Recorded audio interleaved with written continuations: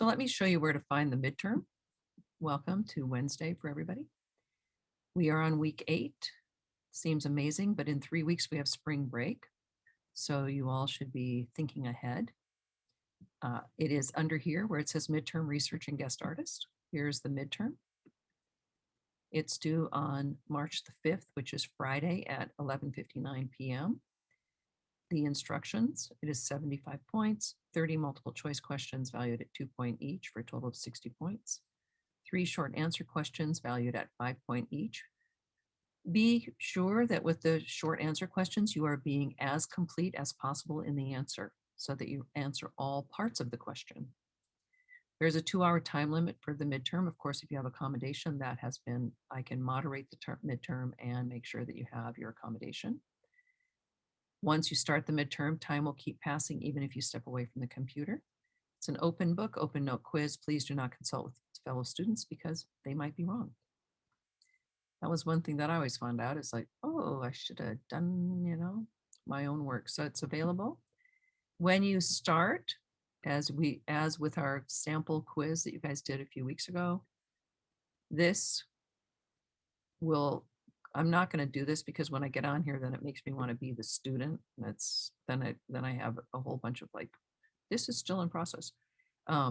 It will clock down. It will, what am I saying? The time will tick off up here in the corner so that you'll know exactly how much time you have left.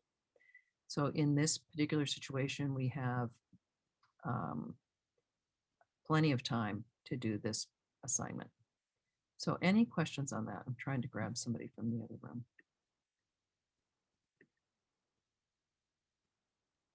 Any questions? You can all find it.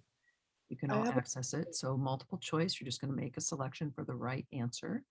And then you're going to type in and you'll get scored on that. So you know the value of those 60 points.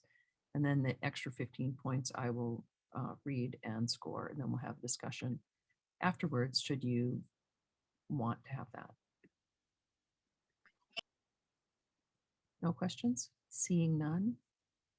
Cassandra, you have a big smile on your face. Okay.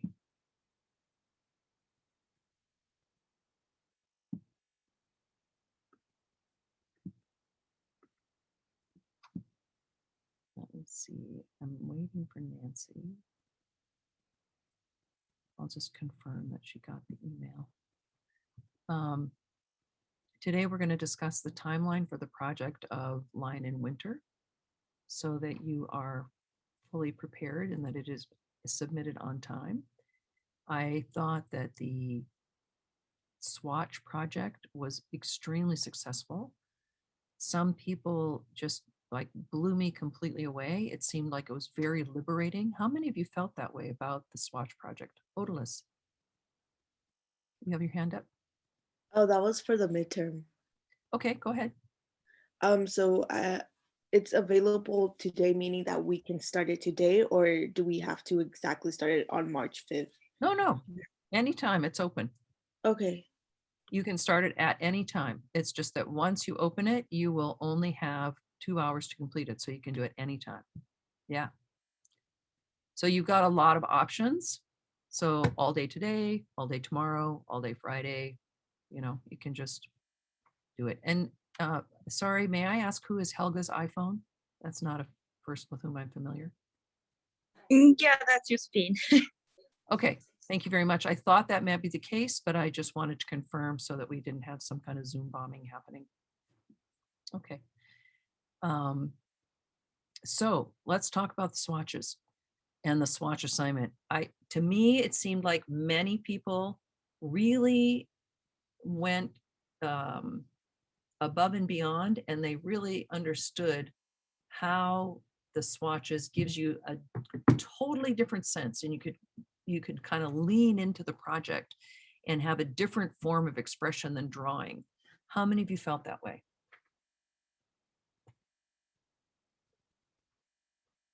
No comments?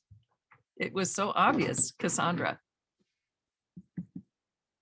Yeah, I really enjoyed the project. I kind of felt like I was a little bit of like Edward Scissorhands in a way. I was just like cutting up stuff and really trying to like mesh it all together to make it look like the portrait. So I thought it was like really, really fun and I enjoyed it a lot. Did you get my message? Yeah, I got your message. I'm like honored.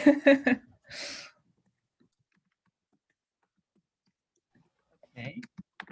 So I would like to take a moment. Anybody else want to talk about the swatching to a painting?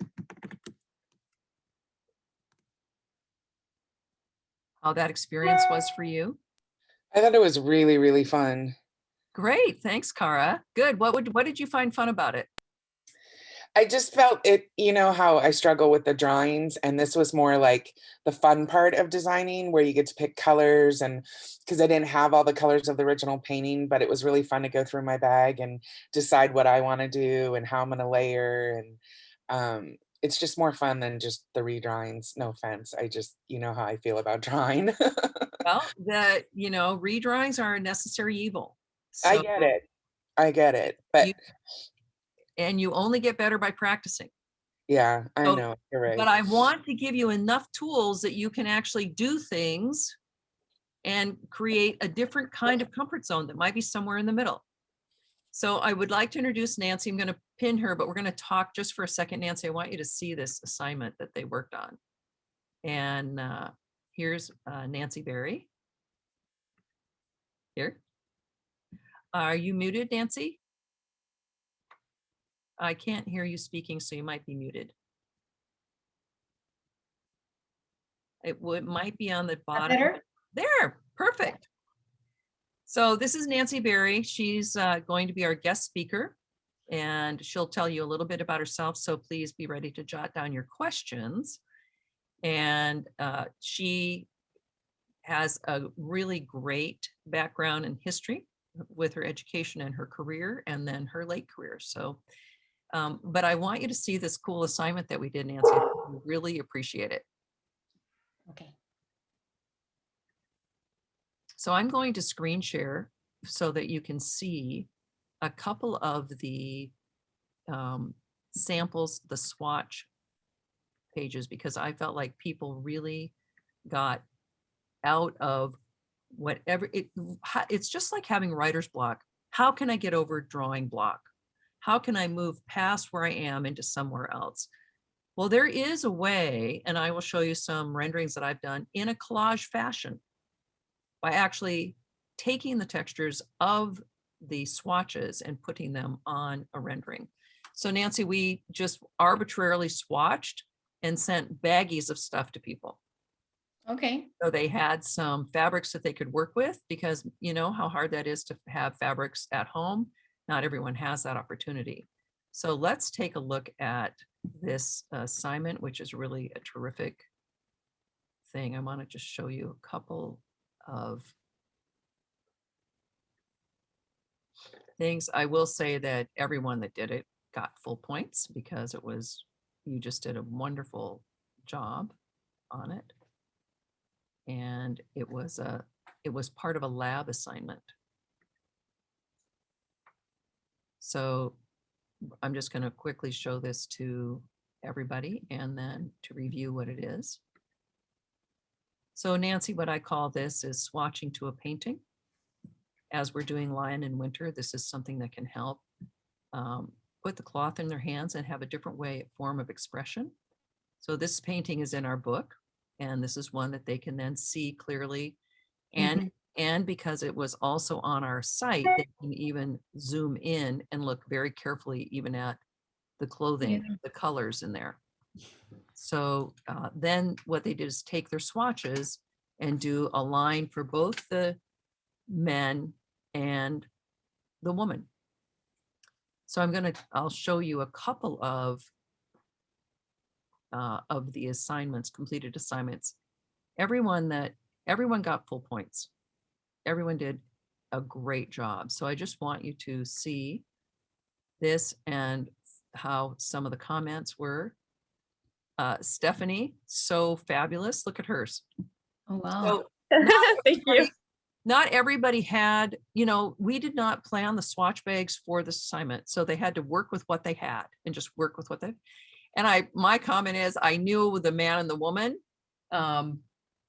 Yeah. even before we got there. So we're going to take a look at a couple of other people's.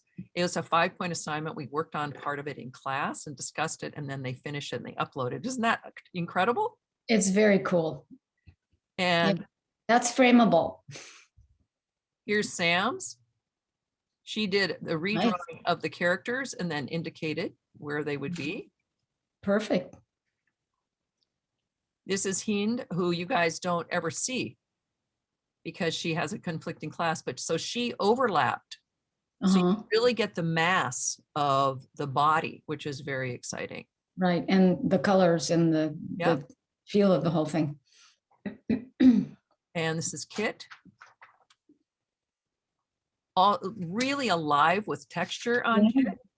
Yeah, great. A lot of fur in there. information. You can see from head to toe where you've put the information. So that's very exciting. Kara, look at, wow, what a breakthrough. It's like, look at how much better the drawing is. Incredible compared to your other drawings. It's like suddenly I'm free. I can do, here's the hat, here's the gown, here's the fur trim, you know, Nice. really, really nice. And then Yeah. here's her woman. Beautifully done. Yeah, beautiful. Had great silk screen velvet. So you have to move the colors around based on what you had. So you picked the best piece of cloth that you had, which was really terrific. And that's usually what happens. You have to work with what you're given. Look at Diego's. Fantastic. I'm going to just zoom out a little so we see the full image, but Very check it out. The full thing, Diego. This is a collaged figure. It's Love incredibly it. ready, Yeah. really beautiful. And same with the female. Oh, nice. Yeah. Thank you. Thank you. And so when I see this, I can tell you're excited and you feel free. Like I can't make a mistake. And that's why I say, try not to erase. Just try and get the expression down there. So this one is Cassandra, and you really see the figures. Oh, yeah. Beautiful. So she has put the figures almost, we could almost send this to the shop as They a look alive. They're really, really great. as a collage sketch. Now, of course, she was very fortunate and had this beautiful, Yeah. the perfect green. But Yeah. you know, as Nancy said, this is something you don't really get a choice in. You may do your drawing and have no idea if you're going to find it. Or the reverse can happen. You find the cloth and then you can work with the sketch because it's so exciting. Yeah. But I would say every person did a wonderful job Outstanding, all of them. working with Yeah. what you have, and you can see how the form of expression really gives us everything. And when we go from top to bottom, if you have the drawing like Cara did, and then you have the information from the swatch, we understand exactly where you're going with that. So I wanted you to see this. It was so exciting to see everybody's work. And if we were in class, everyone would be showing this and sharing it. So it's just really exciting to be able to see what people have done. I Yeah. mean, look how great the proportion is, Sue. You know, look Fantastic. at the great shape of the headpiece right here. We can really see what's happening. So I just want you to know that I felt like this was tremendously valuable for everybody, and to really get the information down on the page. So congratulations. It was a tremendous job. This is me. I'm the test student. I always have zero. But I think that idea of swatching to the painting, it just let you explode into this world. So I think that's an apt introduction. And now let's give our attention to Nancy Berry. Thank you. Well, I want to say that's so impressive. I think every one of them captured the feeling of the painting, every single one of them. It's really the one thing that I find very exciting about it is that it shows the individuality of each person, each artist. Right. Here's where I'm going to say my words. You know, everyone has a different form of expression. Some are very natural and artistic drawing and can capture the figure, put it on the page. Others, it terrifies them. You know, you need to find what your mode of expression is. So I give you Miss Nancy Berry. Okay, somehow everybody's picture disappeared but mine. I know, because we want to have Oh. you up front. Do you want to Oh. see us at the top? We have Sure. Our normal thing is so you guys show your view, and then she'll be able to see your faces up. I on want the to see you top. guys. So she wants to meet you. Otherwise, it's lonely in here. If you feel comfortable, just show Yeah, your faces, and then I everything. understand if not everybody wants to do that, but if Yeah, fine. Whoever wants to, it's fine. please do it. Yeah. Okay. All right. So just really quickly about me. I guess I always from an early age had an interest in clothing, beginning with, a little girl playing with dolls and then making my doll clothes. And then junior high, when I went to school, they had sort of mandatory, it was called home economics, but you learned how to sew, just basic stitching. There was sort of a room with a lab and a couple of sewing machines, and I took to it. I loved it. And so then I came from a family of a single mom and 3 kids, and we really didn't have money at all so didn't have money to buy many clothes at all. So I learned how to sew, and I started making my own clothes, I would guess probably in late junior high school. And through high school. And then I was very fortunate when it was time to senior year, time to think about graduation and what I wanted to do, where I wanted to go to school. My mom had been an elementary school teacher, so I sort of thought, well, maybe I'll be a teacher too.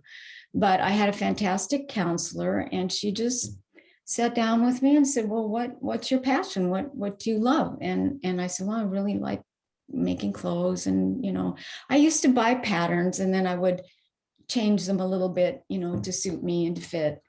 And she said, well, there's this fantastic trade school. It's called Los Angeles Trade Technical College. It was in downtown LA. I'd never heard of it.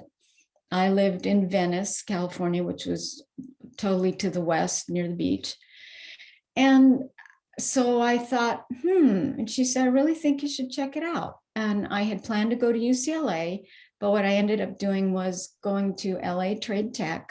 It's a junior college, much like Santa Barbara City College, but it focuses on, they have a fashion design course. They had mechanics. Yeah, it is still existing. It's still a tremendous school. It's where they teach everything from labor law to not only fashion, but construction, the best drafting and draping classes ever. Yeah. They do teach mechanics. They teach a wide variety of things. So instead of a traditional GE academic track, they have a career-centered track, and it's at the cost of a junior college. Yeah. College.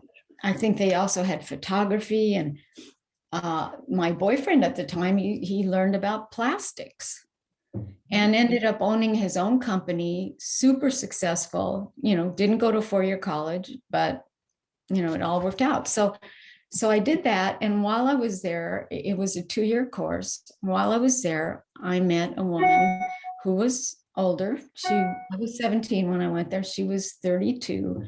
And she had been a fashion illustrator for the Los Angeles Times when they used to have fashion illustrations.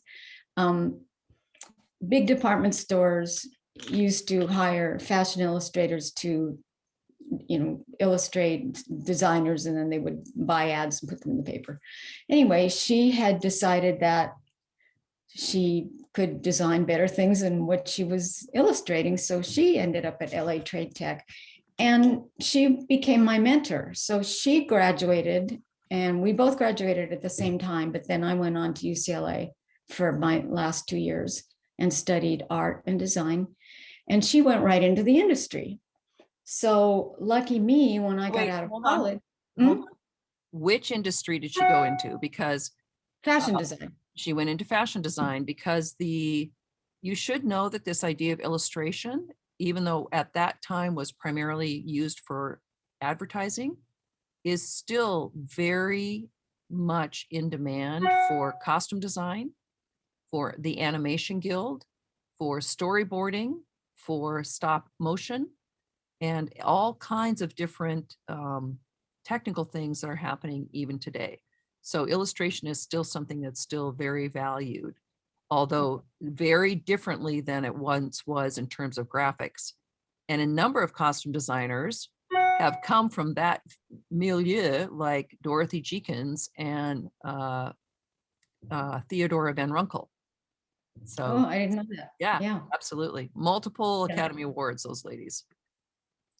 So when I finished at UCLA, I had some terrible jobs, just that had nothing to do with the industry, really.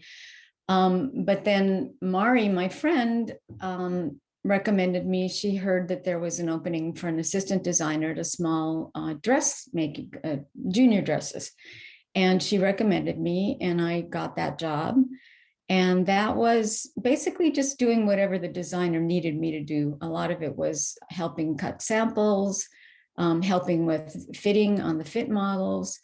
But what was great about it was that I really got to see the workings of a garment manufacturer. And, you know, it's not all glamorous.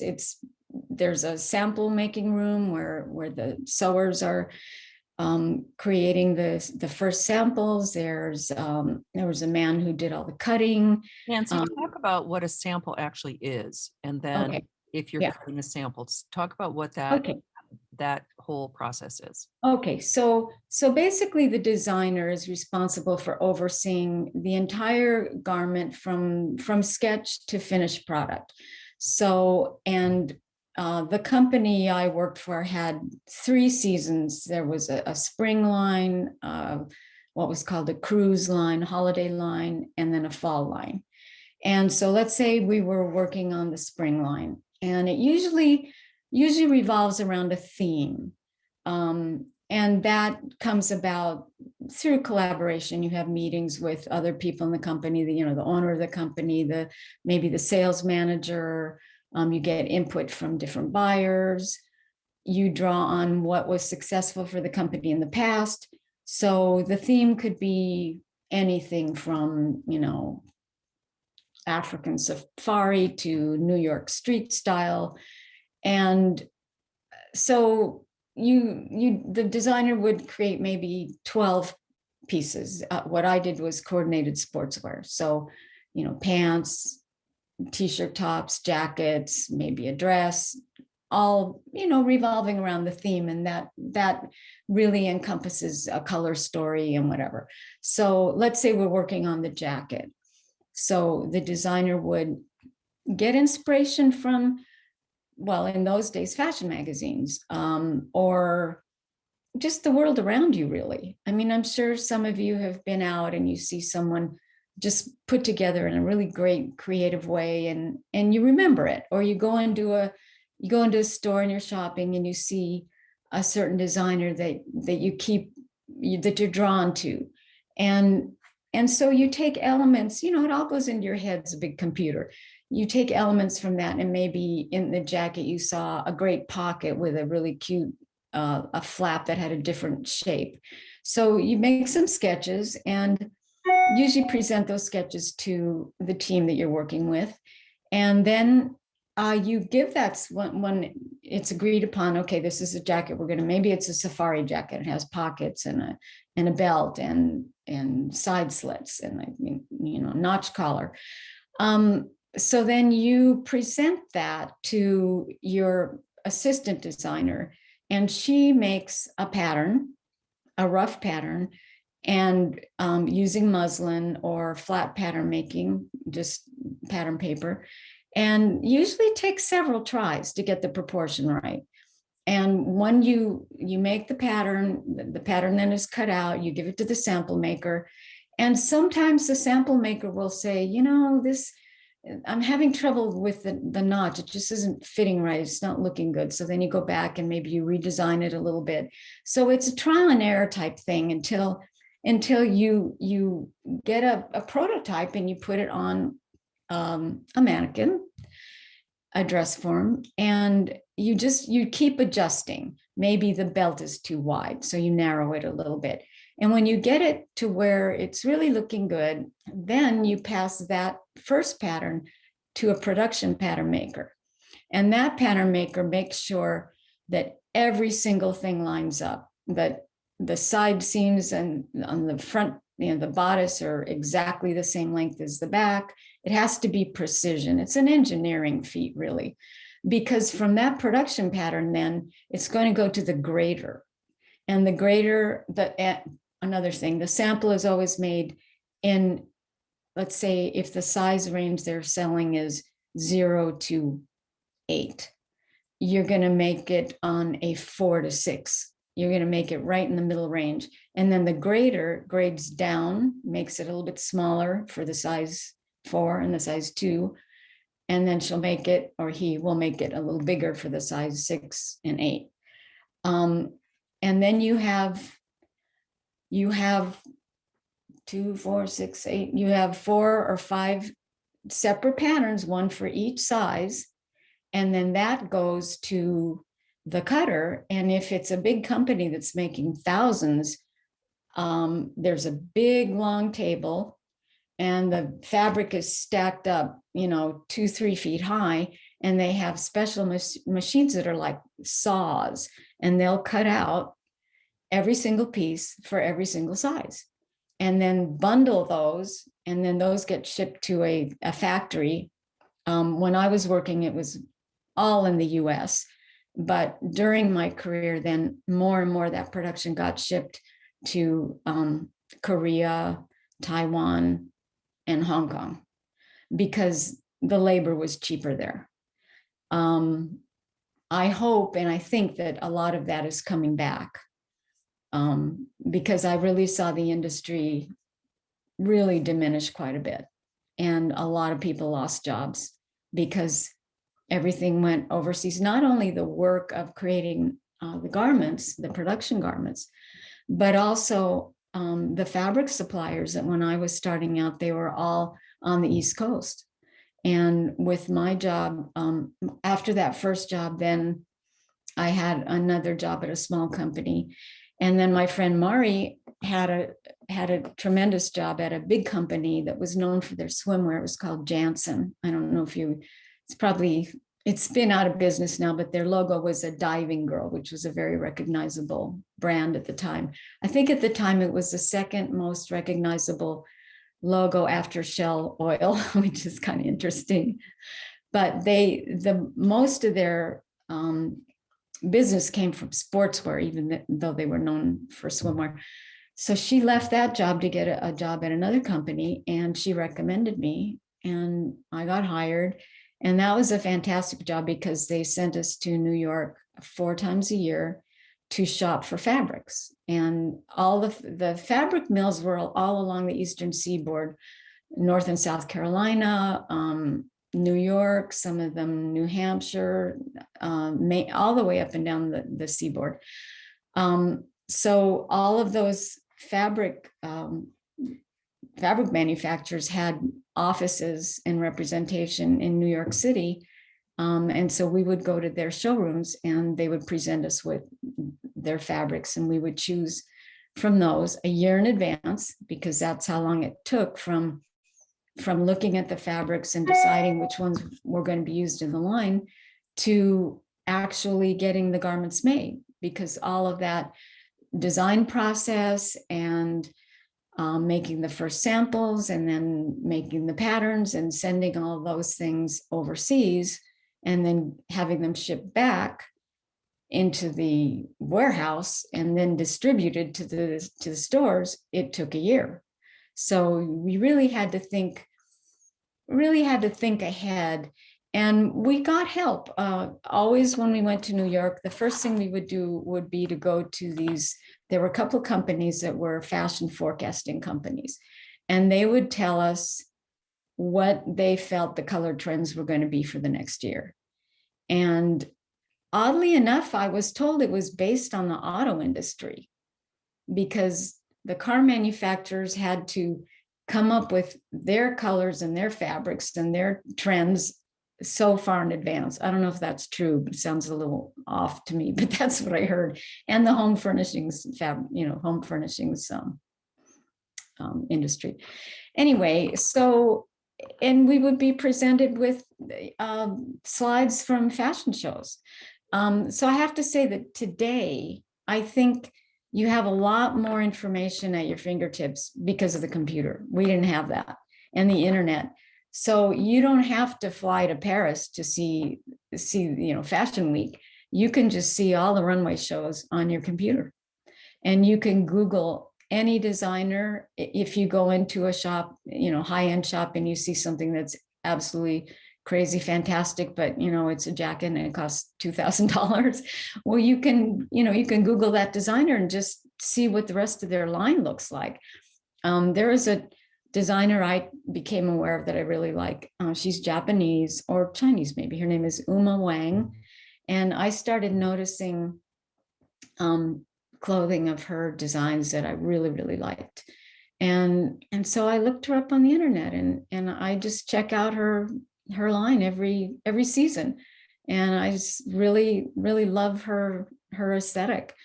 And that kind of thing is really a great fountain of information and inspiration for all of you. So as we had to go out and buy fashion magazines, Vogue and Bazaar and the British Vogue and French Vogue, and those magazines, even at the time, they were expensive. The company would buy them for us. And I would always tear out pages. I still do that. I don't know if you can see behind me, but I have a board with styles. Can you see that? Styles and, Yes, we can see things that I like. And I change them, I'll take some of them off and put new ones up there. But it's just fun. And I still do that now. I'm in my sewing room. I have a pattern table. I have several machines. And Pamela made me aware of a great fabric shop in Ventura. What was the name of it? Busy Bee or something like that? Yeah. Yeah, I think it's Busy Bee. Yeah. Just some fabulous, mostly cotton prints and solids, a lot of them imported from Japan.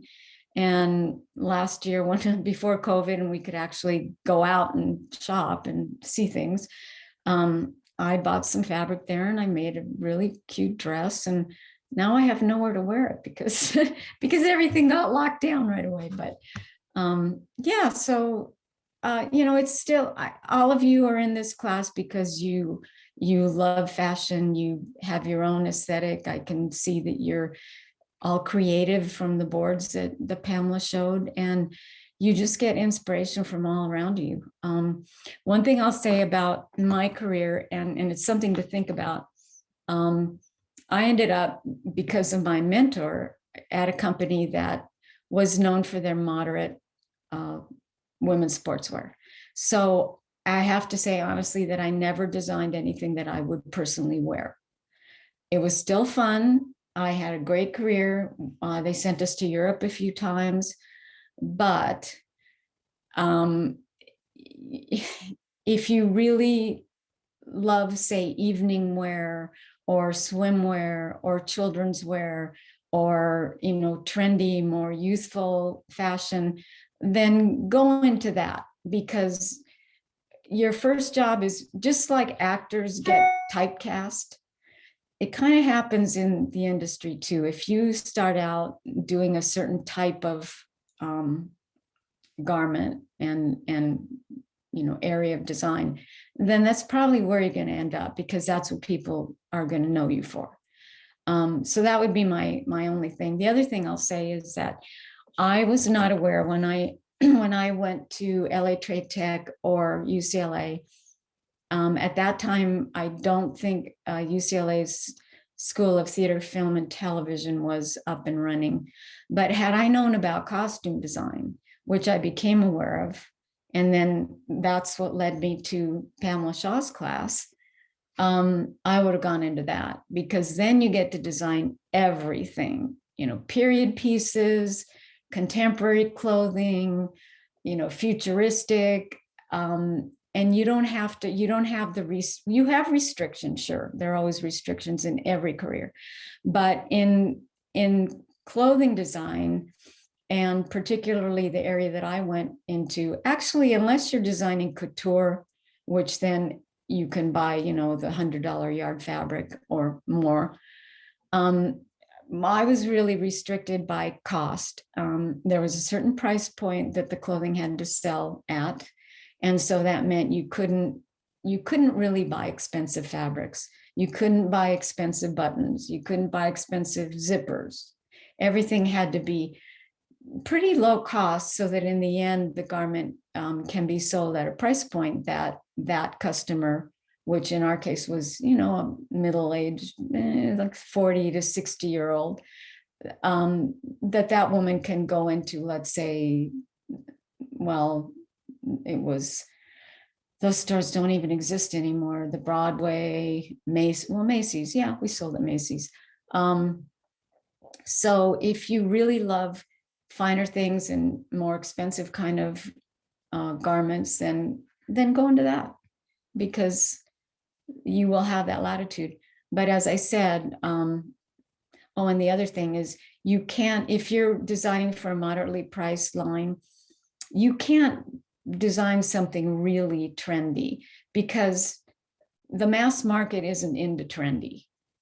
So in costume design, you can really let your mind roam free. I mean, I've seen Pamela work on several shows and just come up with amazing looks that fit the play, but that are really unique and forward thinking. And you only have to make one. If you're designing for a garment manufacturer that creates thousands, it has to be a little bit middle of the road. If you're designing for a high-end company where let's say the dress is $2,000 retail, well, there aren't that many people who can afford $2,000 for a dress, but those who can are, actors and celebrities, and there are fewer of them. And they are willing to wear something they want to wear something that calls attention to themselves, and something unique and different, not everybody has. So, yeah, so all those things to consider. And again, I would have gone in, I really would have gone into costume design for theater, because I love theater. It's so exciting to create a unique garment for a character. And every season, every play that you do is probably going to be from a different era. And so it just is a whole big world. I became aware of it because my son went to drama school back east, and he had a girlfriend, and she was studying costume design. And so when I went to visit him to see him in a play, she took me around to their costume shop. And they also have a warehouse of costumes dating back to let's see, my son started in 2013. And so they celebrated their 100th year.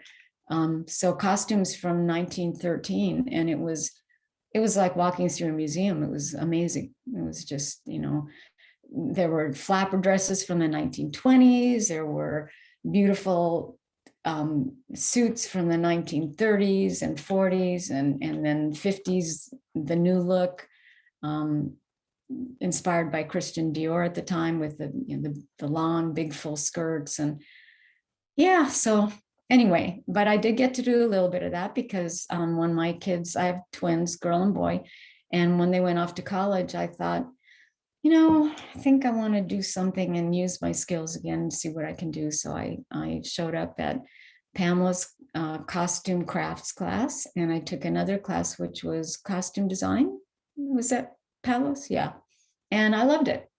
And so I got to sort of fulfill that dream later on in life. But all of you are lucky because you're starting out and you have an instructor who just has an amazing wealth of information just across the board. So yeah, so Thank you, Nancy. I welcome. put a few things in the chat that went along with what Nancy was talking about. So the computerized cutting machines, and then absolutely raise your hands for questions and we'll acknowledge you. Textile mills where fabrics are woven were located in the Southeast. Tennessee was a big one. And when I had a friend that worked on Road to Perdition, and there was still one textile mill there, and they had them actually weave fabric for that particular movie.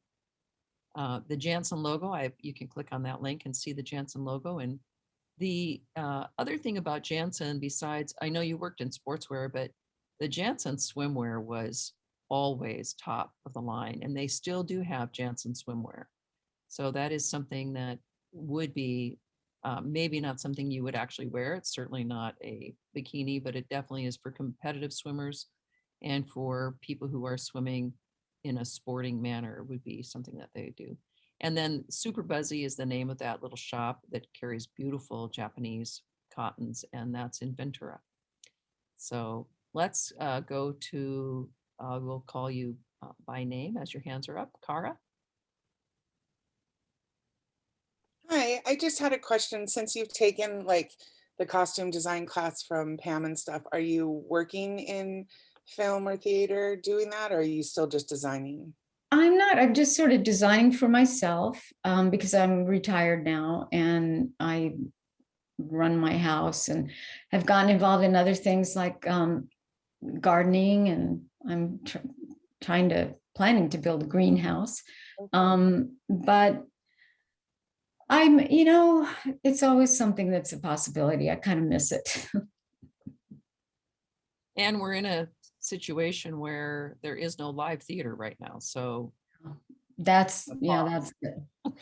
Yeah, everything I know. Yeah, I really, I have to commend all of you because doing this remotely must have been a real challenge. But congratulations for doing it. And you're in the right place. You're educating yourselves. You're planning ahead for your futures.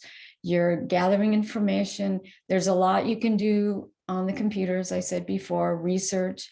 And so, sometimes nobody expected this, but we have to move forward as best we can and learn as much as we can under the circumstances. And so that's really, I congratulate all of you for moving forward and not just sitting back and saying, oh, well, what a wasted year, poor me, this is terrible. I mean, honestly, in March when things shut down, nobody thought it was going to last this long. We thought maybe a month or two, but it is what it is.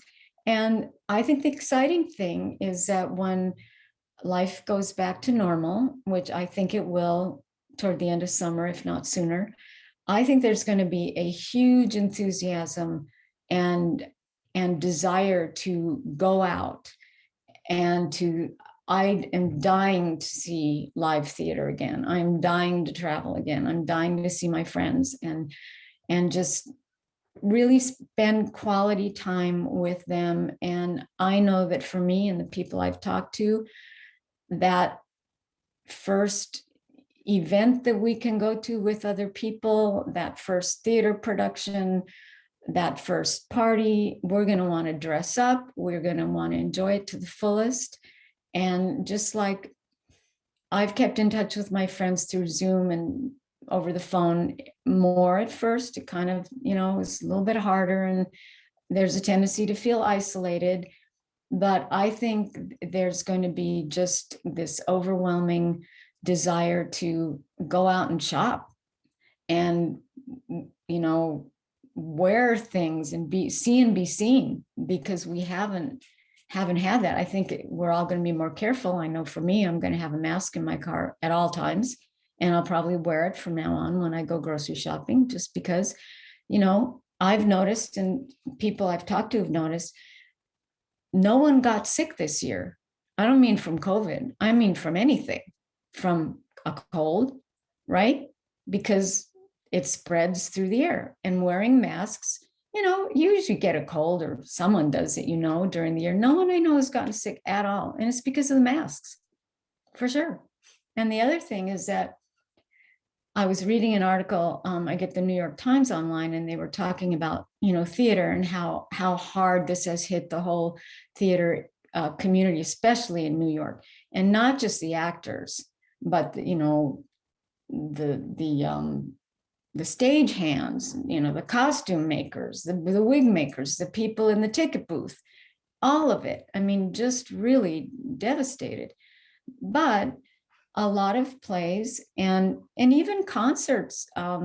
Again, there've been no live concerts, but now you can stream so many things have been put on the internet. You can see concerts that weren't available before, and runway shows and theater productions. I saw a fantastic theater production I think it was last month. And it was an Irish production, and I'm having a mental block. I can't remember the name of it now. It was two women. I'll look it up and send it to you, Pamela. It was as close to live theater as anything I've seen. And what I read was that, okay, so streaming a play, the revenue, the money is not there for the actors or the production. But what has happened is it's reaching an audience that never went to theater before, younger people of color. And so I think some of that might continue, and maybe some of those people who were introduced to theater this year virtually might just say, hey, I like that, and I think I want to go see a play in person. So a lot is changing, and some of it, much of it, I think will be for the better. And all of my friends that I've discussed this with, one thing we all agree on is we're not taking anything for granted anymore. We're living for today. We're not going to say, oh, well, I'll take that trip tomorrow or next month or next year. We're going to do it. And we're going to cherish our friendships and the connections we have with people more than ever, because anything can happen at any time, just as it did this year. And we have shown that we're resilient, and we're going to move forward and enjoy life again. So that's my little speech. So Nancy, you've touched on a couple of things I'm going to put in the chat. And I don't know if you are aware of this, but you can get every playbill online at playbill.com. And I had my musical theater class actually research this. And you can see all of the backstage workers, they're all listed. And for one person that you see on stage, there could be as many as 25 people backstage to support that actor and how you see them, from not only the designers, but then lighting technicians, people who are hanging the lights, who are cutting the gel, who are doing all kinds of different jobs. Just as Nancy said, we have people that work in costume that would be the designer, but the cutter fitter, making the costume, doing the fitting, shopping the fabric, doing the embellishment, dyeing the fabric, distressing it if it's going to be something that needs to have that happen. So then we have the dressers that work there. So you can really see how many people are involved to get one actor up on stage. And it is something we have had the privilege of seeing so many productions in this virtual format that we would never have been able to see before. Last year, Andrew Lloyd Webber would release one play every Friday. And I heard he's going to start doing that again. And you will have two released to you. I've told you that both Rent and If Then are both available through the New York Times. And those will be posted for your play critiques. And there will be other choices, because I want to make sure that if you're in multiple classes, you have a different show to watch for each class. So I think that's really important, Nancy. Thank you for your insight on the pandemic. I will say that I had something really fun that you can do right now. It's safe. And you can see a movie release that has come out this year at the drive-in. So Judas and the Black Messiah Oh, is wow. a movie that's out now. It's playing in Santa Maria at the drive-in theater. And also it looks like it's at the Santa Barbara Swap Meet at 8:45 p.m. So I would encourage you to take a look, and we can later take a look, just a quick look at the trailer. Actually, I think we'll do it. Hold on a sec. Let me just cue this up for a sec. And you can see, you actually can go see something. You can be safe. You can be in your car. It's outside, but it is entertainment. It's entertainment that has costume. It's actually nominated for the Costume Designers Guild. We did our nominations. So it is nominated, and you will be able to see some really cool, fun things. Let me just show you this trailer for 1 minute.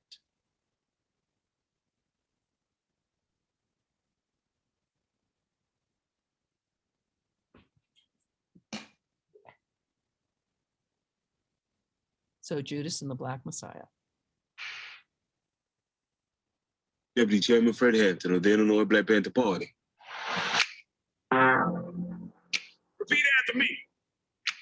I am a revolutionary. I am a revolutionary.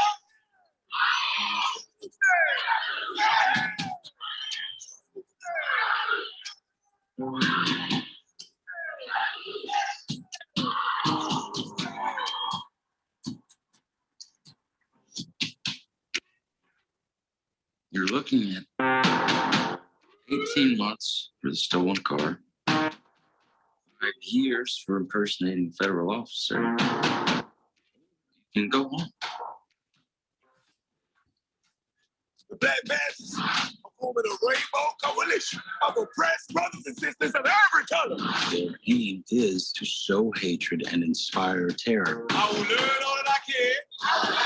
These ain't no terrorists. You can murder a liberator, but you can't murder liberation.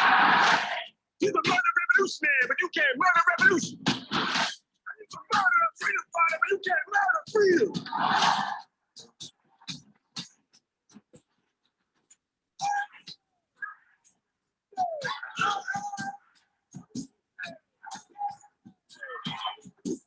I'm gonna love for the people that don't leave, for the people that don't leave, for the people.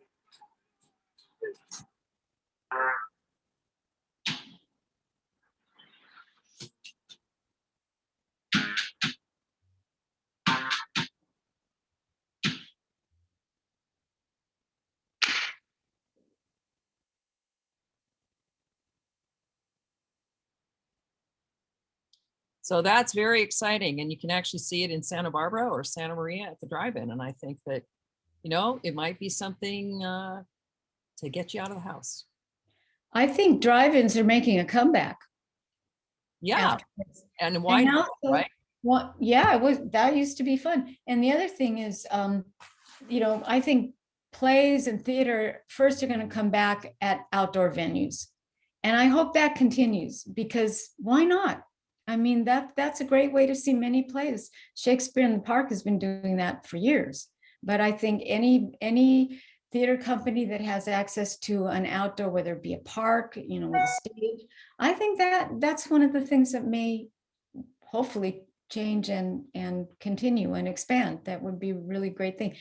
Just like outdoor dining, I think will continue because people like it.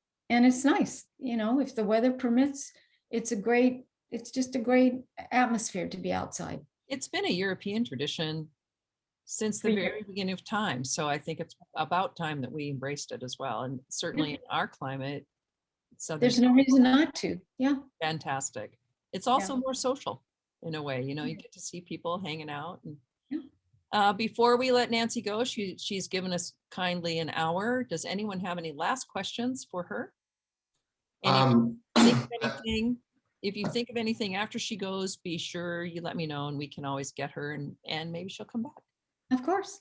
So I wanted to know, when the textile mills closed, how did that affect, I guess, because the garment district in Los Angeles, was that did that come after the textile mills, or because were you buying it directly from the East Coast? How did the Right, but so our design studios were in LA, in downtown LA, and we would travel to New York to go to the fabric show, the Wow. fabric supplier showrooms.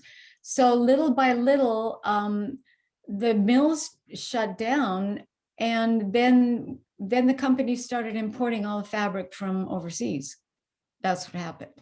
And that's when LA exploded for the garment district, like, or I don't think it really had anything to do with that. There was always sort of a fashion, there was a fashion hub in Los Angeles anyway. It was always known for more casual kind of clothing. Back in the 60s and 70s, kind of surf, inspired skateboard culture. There was a West Coast look, and it's very different than the East Coast look. Right. And just like, there was kind of West Coast music was different from East Coast. And then the LA scene really expanded, and now there's high fashion there's everything in LA. So it just, the supply of fabric, instead of being domestic and you could get it quicker, we started, all the companies in the whole, East Coast and West Coast started purchasing imported fabrics. And then, we would be approached by representatives of companies that, were from China and Japan and Italy even.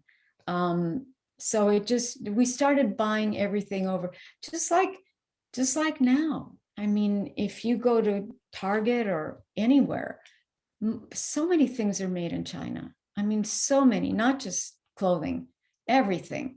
I mean, I remember when my little boy was young, we had a Christmas tree and he was helping decorate, and he was looking at them, and all the little decorations were made in China. There was just little, wooden sort of folkloric figures that were based on German and European little toys. And he looked up at me and finally said, "Mom, people in China must really work hard." And I said, "Why, honey?" He said, "Well, because they make everything." And I thought, yeah, it's true. One thing we should briefly talk about is, Los Angeles does still have a fabric district downtown. There's several things that are next to each other: the toy district, the fabric district, the fashion district. So the fabric district is where you can go find jobber fabrics. They can have hundreds of yards or 25 yards, or sometimes you have a minimum amount of yardage that you need to purchase. But if you go down to 9th and Maple in Los Angeles, in downtown LA, you will see more fabric than you've ever thought existed in your life. So Right. I'll share the map to that sometime, and you can even still go down there. They are still open even now. It's very different. The street has changed when the economy got very depressed in the 90s, and then again in 2008, things shut down. There was just not as much commerce, but it is still very inspiring to go there and see all of the different kinds of fabric that are available. And I think many of them will give you swatches if you say you're a design student. Oh yeah. And yeah, Absolutely. so that's another way to get little, one thing I always did, and I still do, if I see a fabric that I love, I'll ask for a little swatch, and I keep a bag, just, like Pamela has those big bins in the costume shop. And you never know, but you do remember. And then if you're working on something and you'll say, "Oh yeah, I remember that brocade that I found, that would be perfect for this board," or, just you kind of keep a library of things, like, magazine photos and that kind of thing, and also swatches. And then sometimes it just all comes together and you put together an idea, whether it's a garment for yourself or something for a project. And it's just nice to have those things to draw from, those materials. So, just be a collector. One thing I said is, when you get your swatch bag of things that we have a number of swatches. Of course, Nancy, some of these folks have never been to City College. Oh, So they don't know our fabulous costume shop. They don't know our fabulous 15 boxes of swatch materials that you can just go to the velvet box or the wool box or and the trims. and the trims and the So they got a little taste of things because we just, anything that we could stick into a gallon bag is what they got. And Oh, then good. they picked them up or we mailed them. And so you should just know that this idea, you have a tactile memory.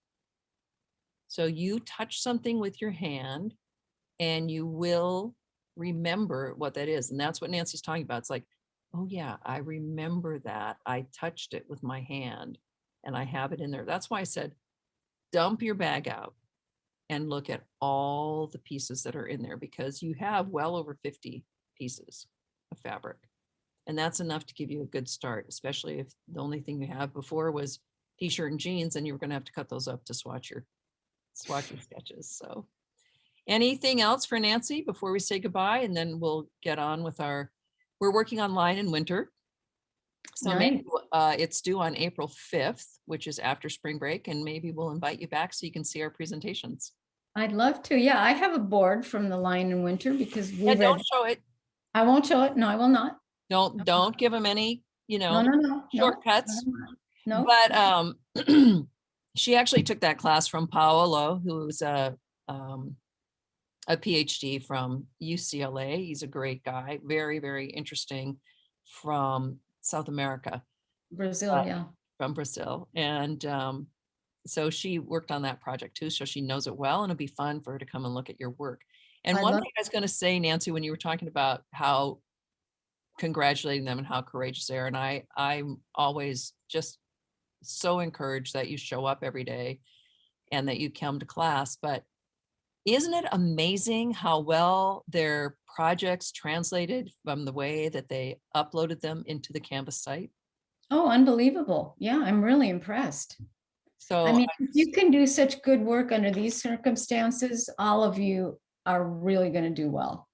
Yeah, it's just you are working in a format that is I think probably also it's folding the map together so you can work in more globally than we could before, but you're also overcoming great odds. Just to get your stuff to me is an obstacle that I recognize, and I want to applaud each of you for turning in every single assignment that you turn in. I know you've overcome obstacles, and congratulations for actually getting them there so that I can see them. And when you actually get to go into the real classroom, it's going to be such a treat. It's just going to be, you guys are going to be so well prepared, and it's going to be so much fun. So I hope you're all looking forward to that. Shall we send Nancy out with applause? You can reactions, you can do all of your things. You'll see. Well, I should be applauding all of you because you're doing the hard work.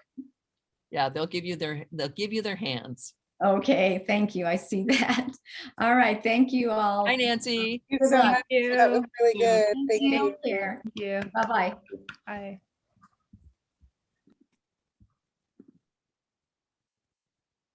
Okay, so that was super fun. She really has a wealth of knowledge, and I'm glad that she brought up LA Trade Tech. So you have that in the chat. You should, if you haven't already gone on that website, it's some incredible information to look at. I would like to, yeah, Cassandra, I wanted to just bring that up, what you said, because they actually did close the drive-in in Santa Barbara out there by Goleta. It's off of the, oh, what is that number of the street called, going 155 or something to go to UCSB, and it's off on the right, and it has reopened due to COVID. So you can see it if you live in North County in Santa Maria, you can see it in Santa Barbara. And at the Ventura Drive-In, even Rubicon Theater has been doing some outdoor performance type things. So we're getting very inventive. I'd like to talk about the timeline for Line in Winter because I want to make sure that you are not getting behind, because we're not doing incremental work, but you need to be doing incremental work on it. So one thing that you can do is, as we read in our textbook, is you need to set a calendar, and you would need to set a calendar for this project. Okay. We've been doing some really fun exercises in breakout rooms by talking about theme, metaphor, what kind of iconography can you get? Is there a signature detail? Those things. And now let's get down to the nuts and bolts. So today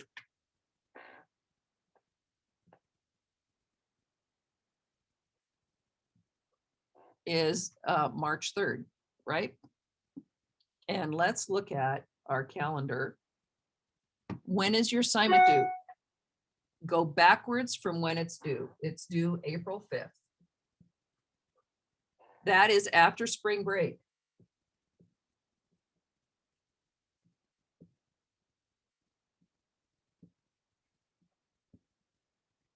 And we could do a whiteboard on this too. Let me just, but can you guys read that okay?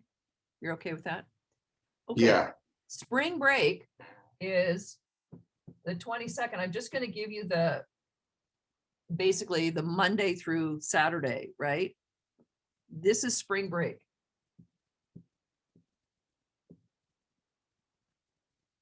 So there will be no school. Notice that this will be time to finish up your project. You have a full week. This is a Friday so that you can actually get it turned in. You need to make sure that you have your oral presentation done. So this is something we're going to talk about and I'll post. And that will be about a 5-minute. If we do 5 minutes, it will take us, it will take 1 hour if we have, or like just over an hour. So you'll do a 5-minute presentation and we will talk about what that entails. You know, it's going to be introducing your concept. We don't need to talk about the play, the plot, because everyone's reading the same one. So we understand that. But talk about your interpretation of the theme, your concept. I will type that up into the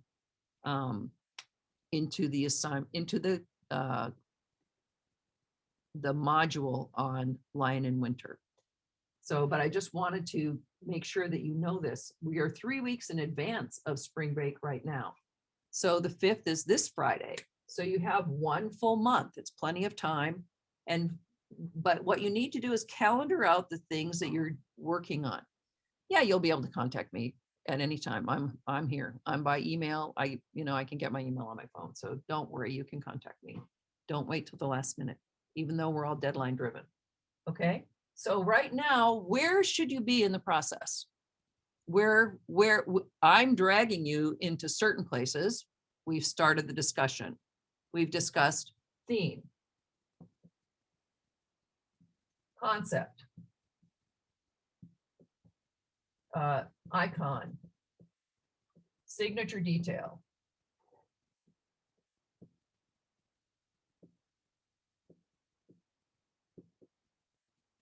Okay, so we've started the discussion, and that is how you start the inspiration. We've read the play.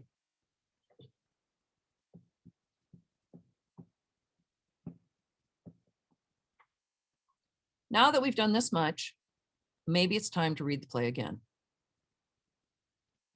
Often you need to read a play 2 or 3 times. I always say that as the costume designer, I know the play better than the director, because I've had to work with every single character in advance of the rehearsal so that we can talk about how they look or how they're going to appear, because while they're rehearsing to flesh out the character, we have to be making the clothes. So our decisions about the character have to be made before they go into rehearsal. So I often think that I know the play better than the director at the beginning. So you want to be able to know the play, and here's where you are right now. And while a cross plot is not required, you do need to show me some kind of organizational map. What kind of organizational maps do we have? Well, we did a family tree, right? We did a cross plot. You can do relationships. You could do a color mapping of basically how you're going to work through each of them, but do some kind of an organizational tool. If you're not going to use a cross plot all on one page, what is your organizational tool? Because remember, what does that bring into the design discussion? It helps you, it cues you into downloading those things that you're thinking about because you're looking at it on the page. whether it's, oh, this scene is heavy because everybody's in it. This scene leads up to this, it gives you the arc of the play, or these colors or whatever. So you want some kind of organizational tool to help you visualize the play.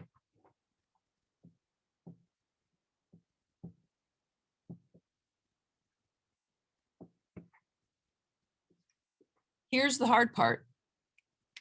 I'm not requiring you to turn in an assignment about it because you're time to start working independently. Okay, we did Thin Man step by step by step. So you're going to have an organizational tool. You're doing research.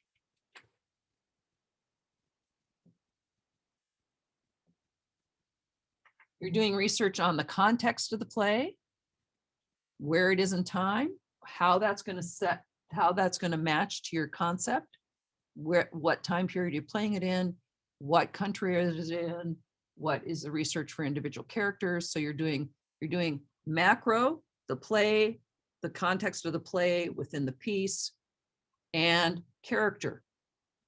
What is the character research? What do the characters say about each other? What does the character say and think about themselves, right? All of those things. Remember, this is not an historical work. This is a contemporary playwright. So the play is written from our perspective looking back, not a play as in Shakespeare writing in 1600 as a contemporary of that time period, and we're looking back at his writing. Okay, so it's a different kind of thing. So the playwright set this play in a particular time period for a reason, in a context. So here's where you are, and you should be working on research. Let's give you a drop dead date for your rough sketches. From here, inspiration, which might be coming from your fabric swatches, because you guys did such an amazing job with that. And even using those the two figures that we looked at. You may find, as we discussed last time with research, that you might need to push the time period. We don't know what 1183 looked like anyway. There is not one person in the audience that can say, oh yeah, I know what that looked like. And as you've been looking around to find authentic primary research for 1183, you're finding that it's really hard to nail down exactly where you want. Nail down in Great Britain, in the countryside, that particular year. So establish what your time period is, and then you need to do your rough sketches. We're going to move these down.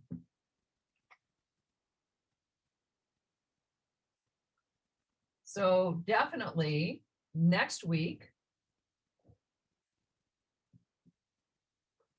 Friday would be 3/12. You want to have identified and started your rough sketches.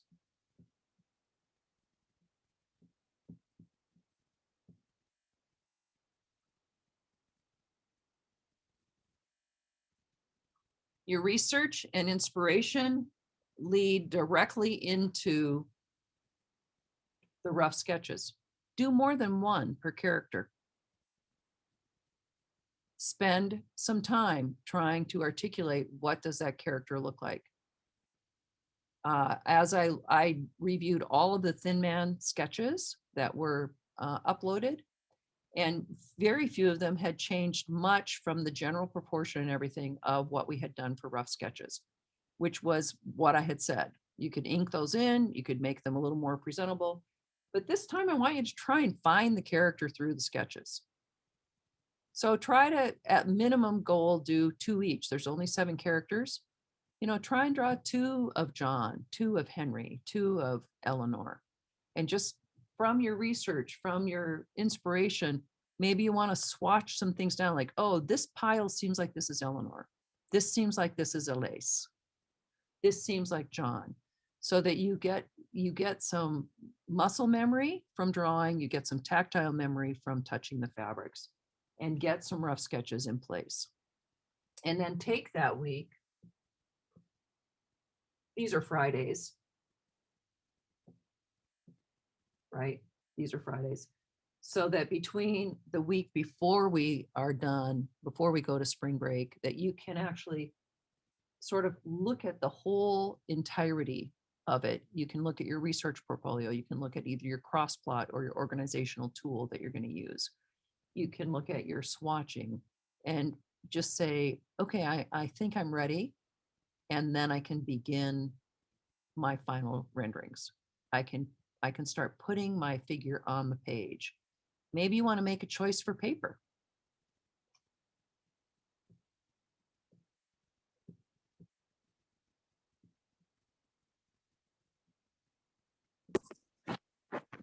When I look at your next color samples, I looked at your color samples and I gave you comments on those.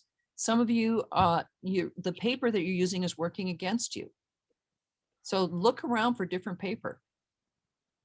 Look around to see if your paper is, is it marrying your material, your color media? And also I showed you in the assignment where I uploaded, I had neglected, and I apologize, to demonstrate some oil pastels, but you can actually move those around. Pardon? What was that? Sorry. Okay. You can actually move your oil pastels around. You can work on them with water. You can spritz the page and then draw. You can draw your figure. You can spritz the page and then you can use your oil pastels on top of that. And then you can move them around. You can put two colors together. You can wet a brush and move them around. So try those experiments that we talked about. Know your materials. So you want to begin to find your paper, lay your figure on your page so that you're ready to create the whole show, because you're creating an entire show. And this would be the great thing about it. It's contained, it's 7 figures. You're going to have an entire piece in your portfolio that says, this is my idea for Lion in Winter. And again, remember, we're marrying all of your strengths, whether that is the swatching, the sketching, the research, the inspiration.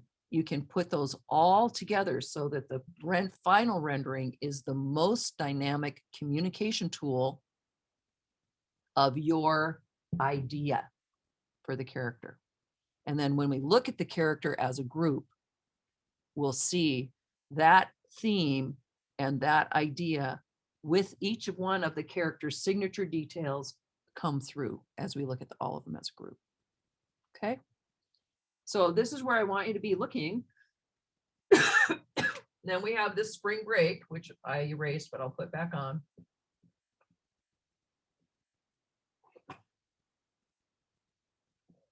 And then we have the final due date.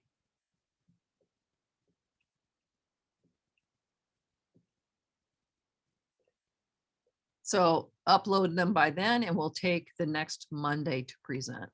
And then that gives us a month to work on our final project. Okay.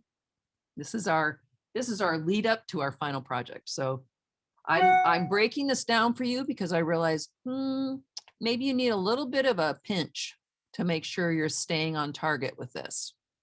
And I will post this so that you have it in the Lion in Winter module to say, these are the expectations. This is where you need to go. If you wait until spring break and you're trying to do everything together, you'll be very busy. And you won't do your best work because you won't have given your brain enough time to think about everything. Is that helpful? Okay, we're going to do something super fun. We're going to take a break, but at 10 after 11, come right back because I am setting up mannequins. Let's see if you can see them over there. In period costumes that will relate to Lion in Winter, whether it's the one you're doing or not. I've just went to costume storage. I picked out some things. We're dressing up a man and a woman so that we will be doing a drawing lab from the mannequins. And I'm going to talk about mannequins and how the bodies are shaped. That was cracking me up when Nancy said, well, whether you're a 0 or something, because, our mannequins are a size 12 and that would be a 0 in contemporary language. So that's because sizing is just, it's an arbitrary measurement. Nobody wants to be a size 14. That was the average woman's size, but nobody wants to be a size 14 anymore. We will be doing finding the pattern shapes. That's one of our labs that we're going to work on. So you'll be working on flat patterning and how does this shape look? How would this look? That's a part of our class that we're going to do. So we'll look at the mannequins when we come back, and please have your drawing things. And if you want to use your color media, great time to do that as well. Okay. So see you in 10. Actually, see you at 11:10.